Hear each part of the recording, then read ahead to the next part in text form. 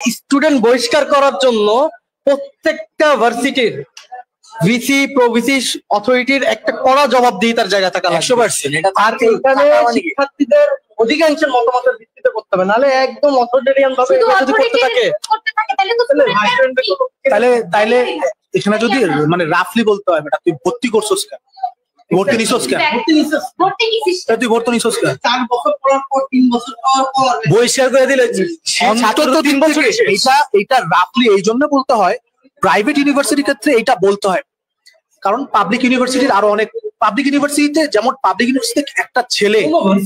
কোনো আমি আসলে কোনো ভার্সিটিতে বলতে না, আর হচ্ছে যে পাবলিকের ব্যাপারটা আরো বেশি স্পর্শ, কারণ সাসপেনশনের যে 6 মাসের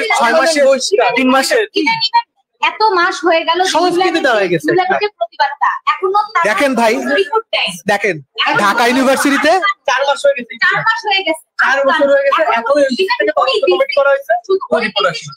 ইউনিভার্সিটিতে ঢুকতে পারে না, ঠিকই ইমেল করতে। দেখেন ভাই, ঢাকা ইউনিভার্সিটিতে কিন্তু এই যে জুলাই আন্দোলনে যত ছাত্রলীগ স্টুডেন্ট মানে স্টুডেন্ট যারা আছে, যারা একদম কত 114 জন, অনেকে বলে যে অনেক আছে, এখন এই যে 114 জন ধরলাম, আছে তো ভাই হাজার হাজার,